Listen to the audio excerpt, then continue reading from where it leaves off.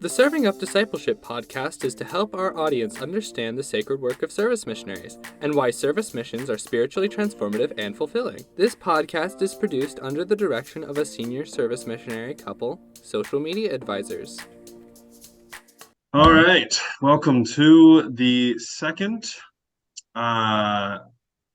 episode of our podcast, which is called Serving Up Discipleship. Thank you. I don't know why I forgot that. Serving Discipleship. I am one of your hosts, Elder Lewis. Elder Price is my co-host. We have a special guest here, Elder Risenmay. Welcome. Hello. Thanks for having me. Yeah, thanks for coming. So, Elder Risenmay, tell us a little bit about yourself. All right. Aside from being another service missionary, I am originally from Salt Lake City, Utah. Lived there for about 12 years, and now I'm living in Jacksonville, Florida, and I've been living here the past 8 years. I've been on my mission just over 6 months, and I'm loving it. It's been great. Awesome. We're grateful to have you on here. It's awesome. Yeah, definitely.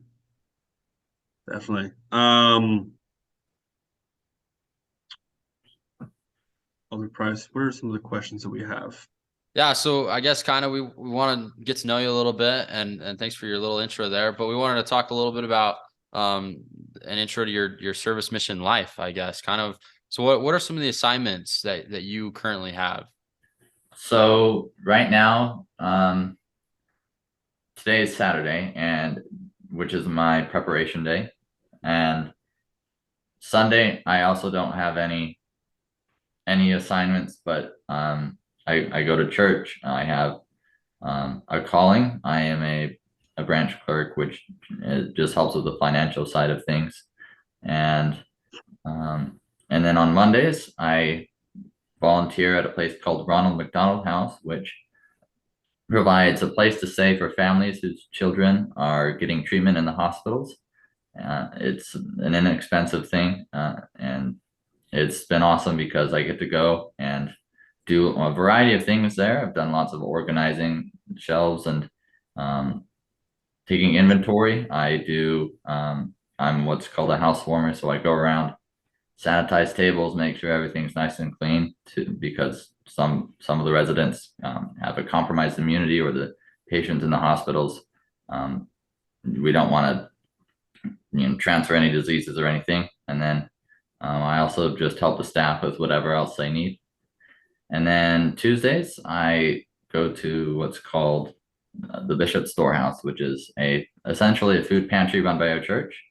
And what I do there is I help prepare things like produce, meat, dairy, basically prepare an order to be delivered to various locations around the Jacksonville area, even up to, we even send food and supplies up to Georgia.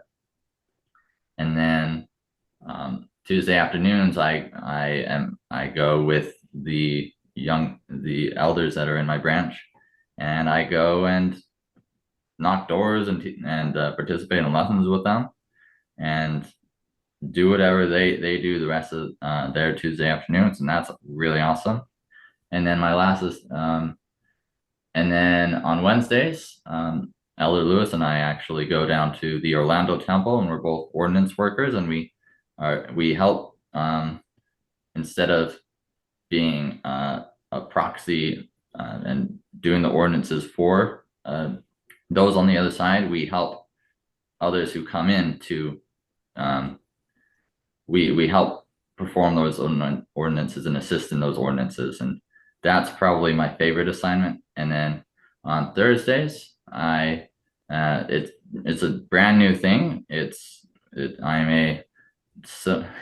I always butcher this, but I believe it's the social media area specialist for the Southeast area, and I am responsible for helping to train other service missionaries within the area to use social media responsibly, and like you all are doing, to try and share the message of what a service mission is, and how it can be beneficial. And that's pretty much it. Love it. I love it. Thank you so much for sharing. That's a lot. You It stay is. busy. Yeah. You stay Very busy. busy. That's awesome. I completely forgot that Elder Lewis was able to have you as one of his area specialists. That's awesome. That's really cool. Elder Lewis is a great guy. I'll do my best. What do you want from me? So, I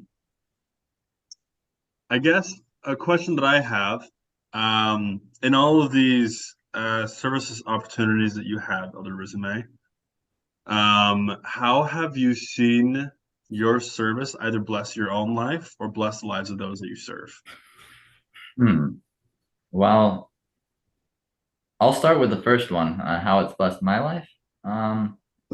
It's given me more opportunities to learn to be responsible for myself, more independent.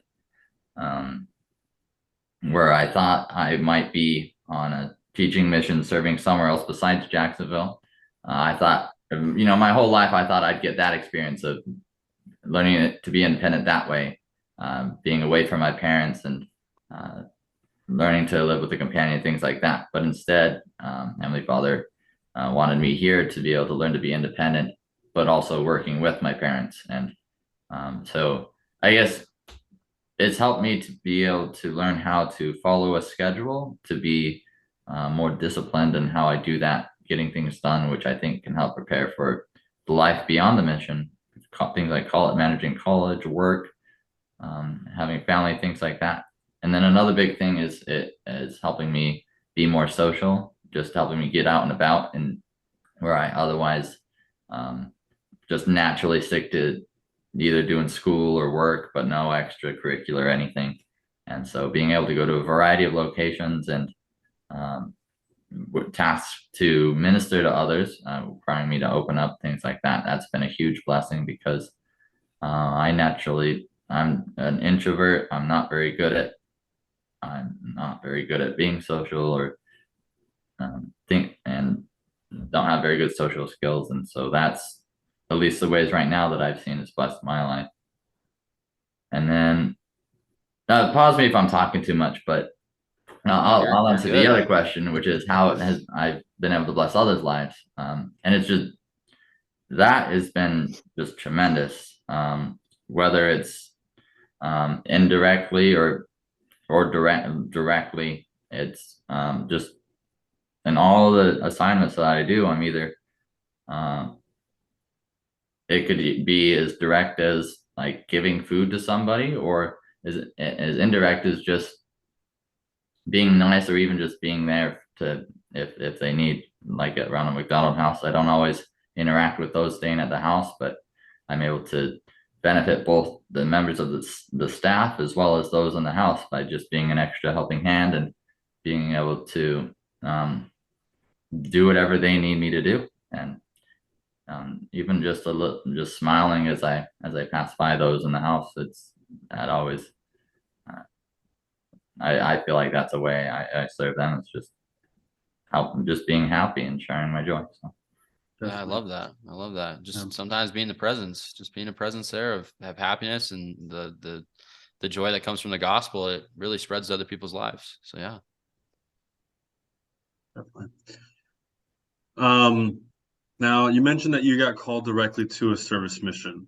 Do you ever feel as though the lessons you have learned so far as a service missionary are better or worse than what you feel like you could have learned as a teaching missionary? That's an interesting question. I mean, I don't know. I wouldn't know how I'd be reacting to being on a teaching mission. I mean, I just have always just had trust that Heavenly Father knows what He wants with me, and even though I felt like I was capable of going out and serving in teaching capacity, Heavenly Father knew that I was best suited for this, and I still get.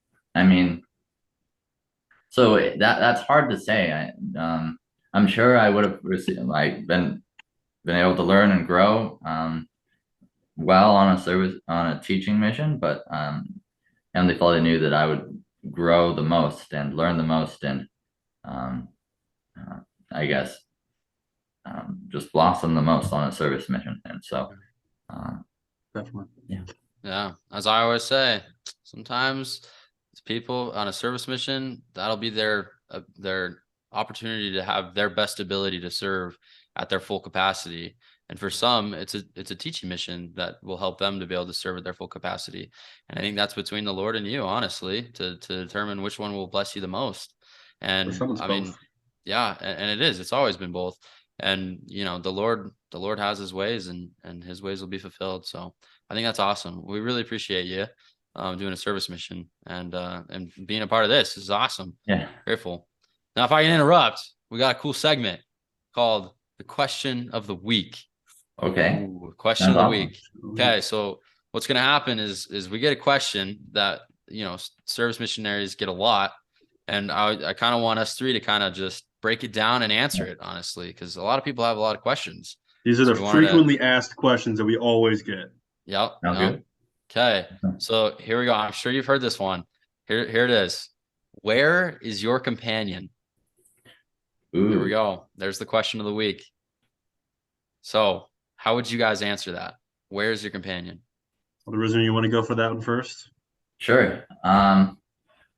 Well, the way I always answer that is, first, I never take offense to that, because sometimes it can be seen as like right, just assuming, and just the fact that service missions are new and people are still learning about them, I never take that to heart. And so that's the first thing. And then, but my answer is always, well, I'm a service missionary and I have not been assigned a companion. And although I do have, that's the simplest answer, is I don't have a companion that follows me around everywhere. And that's usually all I have time to answer. But so. Definitely. Love it. Yeah. Elder Price, what is your brief synopsis of this question? I don't know. It's sometimes it's stressful because you're like, oh, I don't know. But I think kind of the main thing that I would say is, well, there's two types of full-time missions. We got the proselyting mission and a service mission. And as a service missionary, we do not have companions. We serve in our own homes, in our communities. And usually our companions are counted as the people we serve with.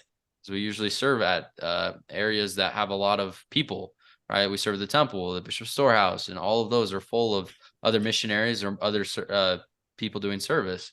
And so those, I guess, technically count as our companions, but all the time we do not have a companion. So that's kind of how I'd answer that. What about you? I definitely agree with that, Elder Price. And when we're not in our service opportunities, when we're just at home, our companion then becomes our parents or our family. And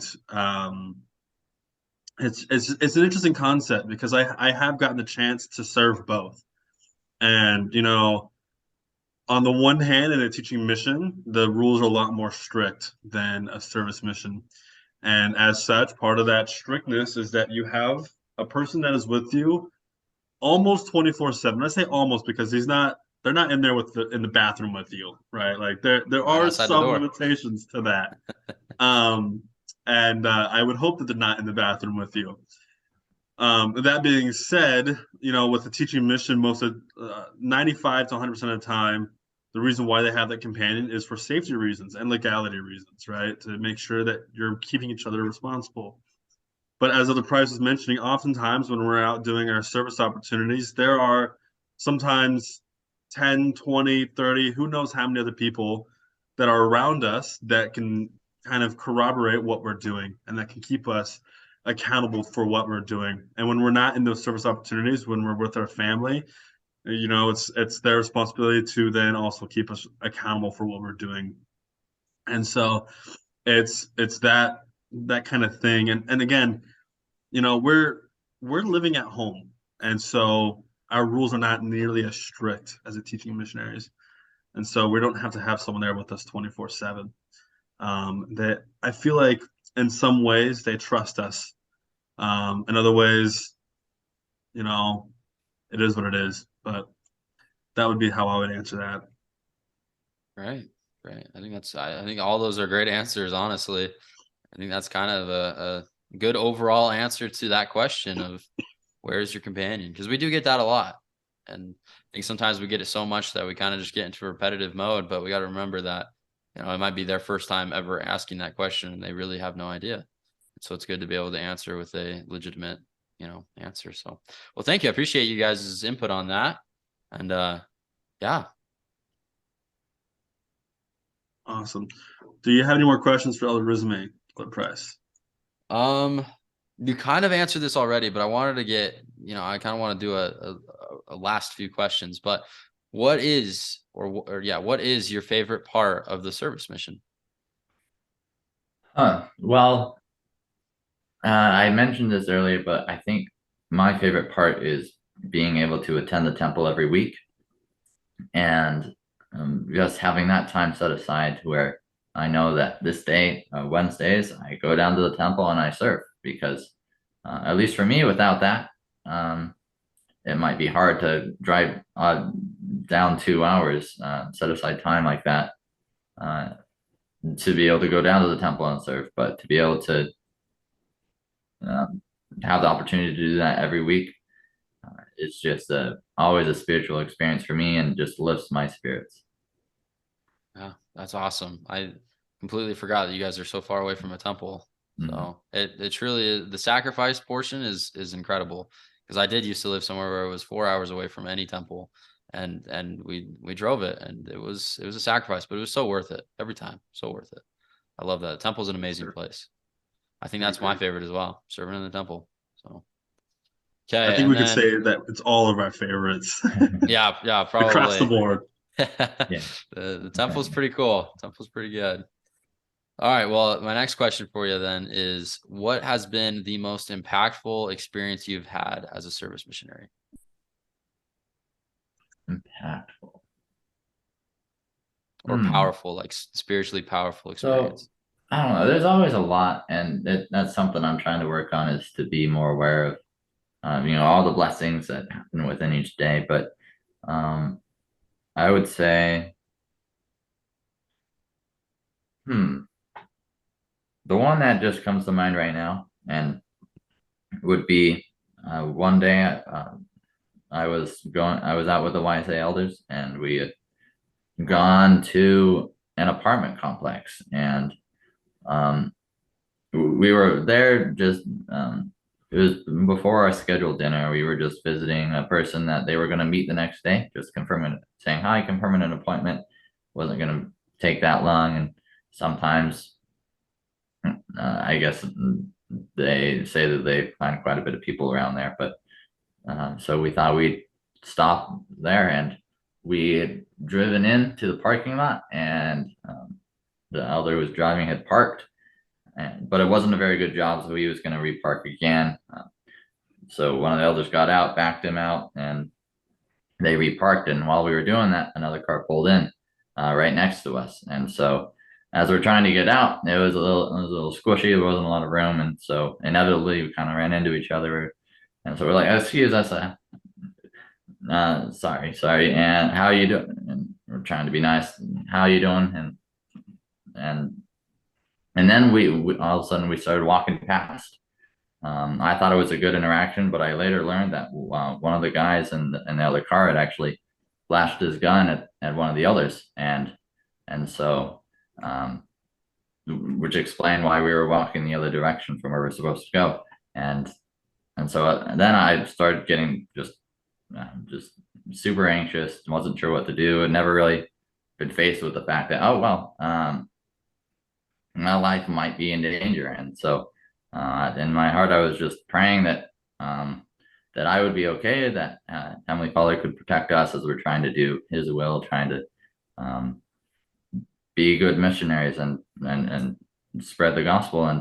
And so as we walked around another building, we walked in next to a lady who was mistook us for Jehovah's Witnesses. I guess it happens all the time, but and so she asked us who we were. We told her we were missionaries from the Church of Jesus Christ of Latter-day Saints, And then we were just going to see our friend. Her name is Diana. We were just going to see our friend. And but do you know of anyone who might want to hear our message of peace and joy? And she's like, oh, well, I want to hear it. And so as soon as she said that, a wave of peace just washed over me, and we were able to go outside of her apartment because we're not allowed to go in our apartment as 3 elders, but we were able to have a nice introductory lesson, and it was awesome. And just that whole time, I felt not only that Heavenly Father had blessed us to find this wonderful person, but also that he was aware and was going to protect us for doing what was right. And so it's something that I've written down in my journal, and I always look back because I know strength of my testimony that if we do what's right, Heavenly Father is aware and will bless us, whether it's with protection or whether it's with just joy, even despite our trials. And so, yeah. Wow, that's powerful. Thank you for sharing. Yeah. That's incredible. Sometimes those kind of experiences you can only have in certain situations, and so it's I don't know. It's one of those things that you just can't replicate. So sometimes the Lord manifests himself and you can't deny it. You just cannot deny it. And I would add, it's not always in those crazy situations. It's just that's the one that stood out to me the most because just of the nature of the situation, but sometimes it's just the little blessings, and that could be the most impactful. And that's what I mentioned earlier is I'm just striving to recognize those little blessings each day and how they impact my life. Yeah. There's always rainbows in the storms. Mm-hmm. Always rainbows in the storms of life. That's for sure. I'm grateful for that experience that you just shared. That was truly amazing. But I liked what you said after as well, where it's, sometimes it's the small blessings that make the most difference. How many times do you get up and drive in your car and you get to your place safely?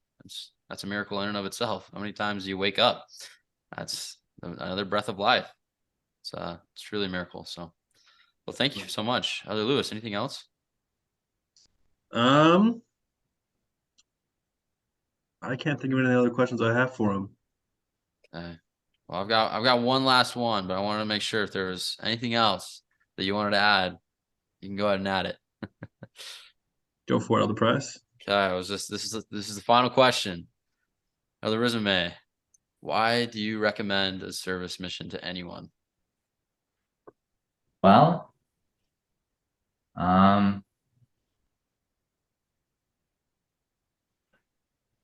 so it's hard for me, it's just being a very logical person, it's hard for me to use the word recommend because you don't get to just choose your mission. And for me, it was, I didn't decide that I wanted to serve a service mission, but I would say for me, I would love to just share just the blessings that come from service missions, if that's what Heavenly Father wants you to do. I say it's also a good opportunity because it provides you with the experience of being able to work with your hands and serve, kind of like just like Ammon did. Instead of going out and teaching people, you serve in your community, you give back, and sometimes that allows you to just plant the seed by being that example and wearing the tag all around and taking on the name of Jesus Christ. And so while it might be kind of a disappointment to open up your call and say, oh, you've been called to serve in whichever city you're living in as a service missionary, it can be a big blessing because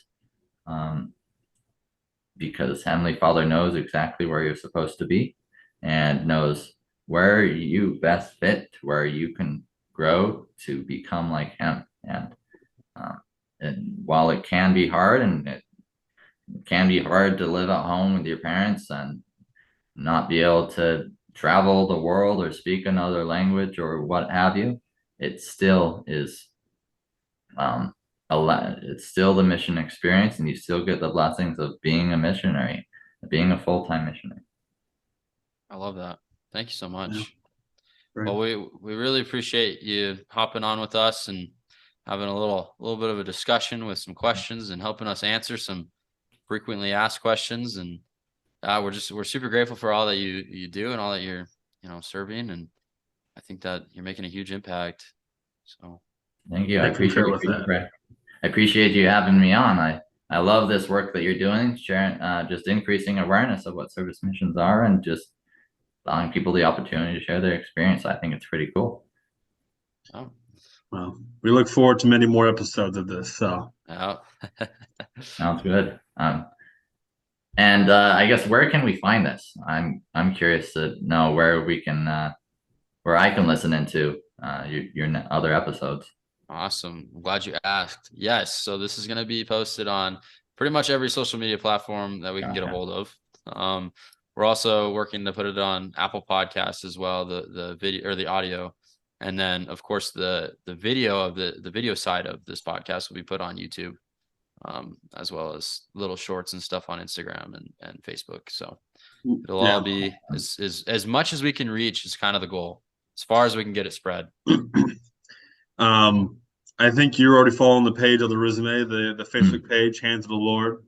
That's one of the places that we'll be posting at least links to the podcast. So just keep your eyes open for when we start putting those out there. Yeah, and they should start coming out hopefully within a couple weeks, where we can finally post it. So awesome. Yeah, it's exciting. That's for sure. Well, I think that's all the time we have for today. Again, thanks so much, Elder Risenmay, for joining us today and for telling us your story.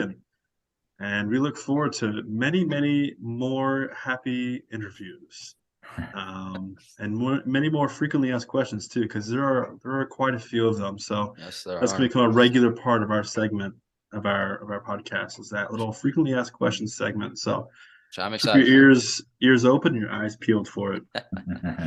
Till next time. Adios. See ya. Thank you for taking the time to see or hear this podcast. Your hosts were Elder Lewis and Elder Price. Your editor is me, Elder Gibby. If you want to see clips from the show or other service mission related content, please look for the Hands of the Lord Facebook page. Thanks again for thinking of us, and we'll see you next time.